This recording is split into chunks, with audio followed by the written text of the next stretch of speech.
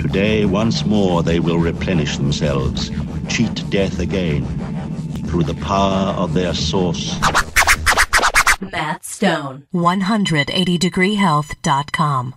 Hey, Matt Stone of 180 Degree Health, and just a quick video tonight to announce that, pretty much done stuffing my face with nothing but refined foods. It was fun while it lasted. I gained a ton of strength, a ton of muscle mass.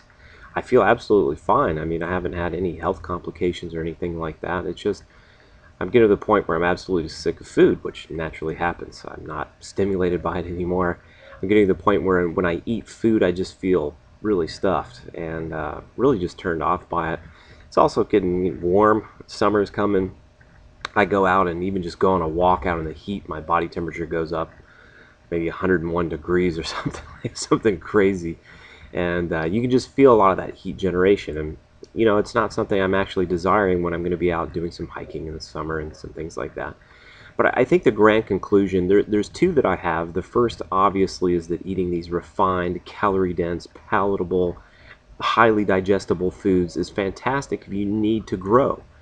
If you need to grow more muscle tissue, if you're underweight, if you're recovering from an eating disorder, if you are a hard gainer who's really looking to gain some muscle mass and some strength, or any of those kind of things, that this type of food definitely has a purpose, and it's not something to have an absolute fear or phobia about.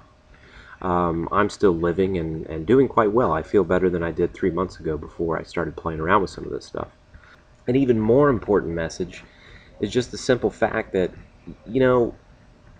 depending on where your digestion's at, where your metabolism is at, you have to be mentally open. You have to have mental flexibility when it comes to deciding what you need to be eating.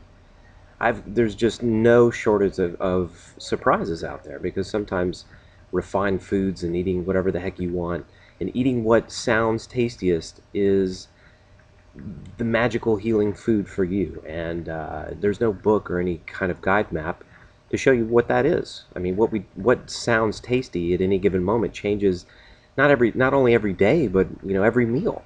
So getting in tune with that is something that's very important.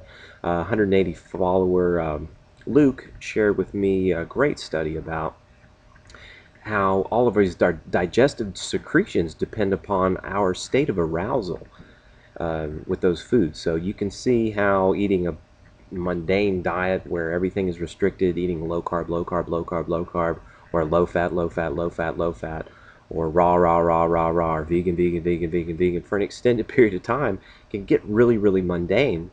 And your sense of arousal and your excitement and enthusiasm about eating the foods you're about to eat can actually mess up your digestive secretions and cause your food to be poorly digested and metabolized. It's pretty fascinating. So we know so little about the human body. We know so little about nutrition that we could come out with a study like this can be a complete game changer in terms of how we see things, and it adds a whole new layer of complexity to things that we really just can't anticipate by looking back at what Weston A. Price found in 1939 or something like that. So stay open and be willing to try anything and everything diet-wise to actually figure out what's going to work for you, and pay attention more to your biofeedback, less to what it says in some book or some idea, because there's a million different ideologies out there about diet and nutrition that makes sense. But ultimately it's going to be what makes your hands and feet warm, what keeps your tongue nice and pink and pretty and keeps all the funky white stuff off of it, what keeps the dark circles away from the under your eyes. I know me personally, the more sugar I eat, the more those clear up. So I could read all this kind of negative stuff about the evils and the perils of sugar, but my bodily feedback is very clear that it's something that actually does some great things for me. And that's just one thing. But anyway, there's a million different things that you can focus on. But be open and be flexible, because these refined foods do have a place and a purpose.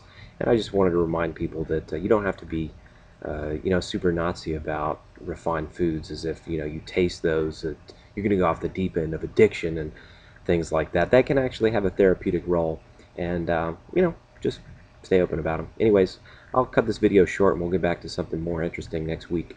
Thanks again. This is Matt Stone of 180 Degree Health. Join me every Wednesday and Saturday for a new video. Me and Cookie Monster. Subscribe to the 180 Degree Health channel now, or you will be abducted by lesbian Nazi hookers from outer space and forced into a weight loss program.